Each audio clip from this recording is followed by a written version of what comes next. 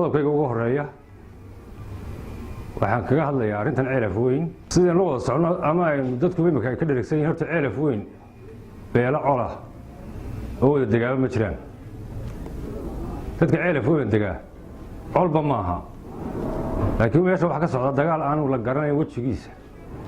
meel alla meel u jeedo iyo cidda wadda aanan imika cid saxaysaa jirin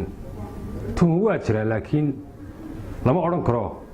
laba beelood oo cola ayaa meeshan degan laakiin waxaa jirta dagaal siyaasadeed ama dhaqaale ayaa ku jira meesha marka waxaan leeyahay arrintaas waxay u baahan tahay in daacad laga noqdo haddaynu nahay beesha garxajis iyo beesha habar jeclo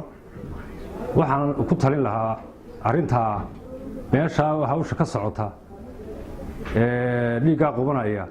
ee muddada badan socday ee soo noqnoqonaya inaynu arrintaa inagu gallo oo labada reer ay galaan oo walaalaheen heshiisiinno oo wixii ku dhex jira iyo ciddan isku diraysa la ogaado ayaan ku talin lahaa waana arrin nagu waajiba rasuulkuna wuxuu yidhi calayhi salaatu wasalaame waxaa ka baqataan ama ka cabsataan fidno wuxuu yidhi ninkii macnaha sameeyey ama kii bilaabay aan ku koobnaan doonin arrintaa haddii ayna wax ka qabanin waxaad ogaataan inay tan aynu joogno nagu soo geli doonto marka waxaan leeyahay waar arrintaa aynu ilaahay kaga baqanno afkeenna iyo carabkeennu iyo caloosheennu hays lahaadaan inagu aynu tagno dhex fadhiisanno labada qolo inagu aynu qolo walba maalin ka qalanno xoolaha wixii gar daran inagu aynu inagu gartooda u sheegno cid dambe oo ama dawladda ama galbeed ka timaadaanay arrintaa ayaanay gelin arrintaas si degdega waa inu wax uga qabannaa inagu aynu gallaa saasaan anugu odhan lahaa waxaan ku soo qaadan lahaa madaxweynaha waa tan xiisad waddanka iyo colaadeed gashay madaxweynuhu laba khudbadood oo isxiga ayuu jeediyey oo ka hadlay maalintii ay labadii oday ee dhukuraaye reer fiinland la fadhiyeen asxaabta siyaasadda sheeganayay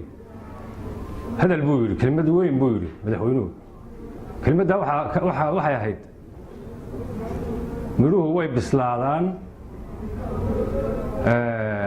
waanay soo dhacaan waana la cunaa wuxuu yidhi caliyow da'daan ahay waqaa looma duur xulee duq gaboobay iyo wiil yar baa loo dadaa hadale diirkaan ka garan xaajadaa damaqa saartaane yaa diirka iyo laftuu xulay hadduu waxaan idin xusuusinayaa waxaa jirta de askartu way farabadanta askar badan baa jirta oo la laayey oo ciidanka qaranka ah mid si dhin ku dhintay mid si kama dee macnaha laysugu dhaco oo ku dhinta iyo mid si abaabulan loo dilo si abaabulan laasacnood baa lagu laayey ceelo qoorlugud baa lagu laayey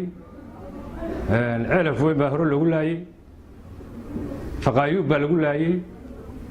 askar ciidanka qaranka ka tirsan oo dhagax lagu dilay weliba hargeysa gudaheeda ayaa lagu laayey oo iyadha jirta madaxweynuhu kamuu hadlin intaas askar la laynayey sidii maalintii looto u hadlay ee cadhada ku jirtay ee kululayd ee hanjabaadda ku jirtay marna ugama hadlin dadku waxay is weydiinayaan kuwii ka horreeyey caynkaasoo kale u dhintay iyo kuwa si ka foolxunba u dhintay oo abaabulo loo laayey muxuu madaxweyne uga hadli waaye ama sidan imika uga hadli waaye reerooyina kala baqaan dee way wacan tahay anigu waxaan leeyahay madaxweynuhu wixii intaas oo askara oo saraakiila oo si walba u dhintay sidaa uga hadli waayey ee uga hadlay dhacdadii ugu dambeysay ceelaf weyn waxbaa nooga iftiimay taana intaa ayaan ku dhaafayaa hadalliisa waxaa ka mid ah hanjabaad baa jirtay waxaa jirtay gobolka sanaag colaad iyo xiisad ka abuuran oo dagaallaa dhacay oo weeraraa dhacay oo dhimasho iyo dhaawacba keenay oo barakac keenay waxaan leeyahay anigu madaxweyne ninkuu yidhi idow mari duudsiguu tirsanayoo laga daayo mooye wixii kalaba doogya dacar bay ku kiciyaan arrinta gobolka Sanaag waxaan leeyahay nabad ku doon iyo odaynimo iyo mas'uuliyad ku gal marnaba xabad ha ku gelin iyo dagaal anigoo haddii aad huba haddii aad ku gasho dagaal oo arrintaa aad dagaal qaadato go'aan dagaal qaadato oo aad doonto inaad ku muquuniso marna inaan laga faa'iidi doonin wax faa'iida oo halka ka soo baxaya oo khasaare inaanay jirin saasaan anigu aaminsanay waana siday tahay wax khasaare ah oo dhaxjaba oo qaran dumina oo lagu kala dhintaan ba ka dhacaya laakiin malayn maayo halka faa'iido ka soo kordhiso marka waxaan oran lahaa anigu kugula talin lahaa waxaad ku daydaa arrin nabadgeliyo ku doon gogol dhig ciddii wax tabanaysa la hadal waxa weeyaan sidaasaan ku oran lahaa waxaanaad ogaataa haddii arrintaasu ay halkaa dagaalkaasi u dhaco oo Sanaag dagaal ka dhaco oo dadka meesha jooga madaafiic lagu garaaco oo la qaxiyo oo la laayo oo dib ka timaado oo wax badan ay ka dhacaan oo dagaal waxba ma keenay wax u dumiyaay halka inaanay fidmadaas ku joogaynin oo ay burco iman doonto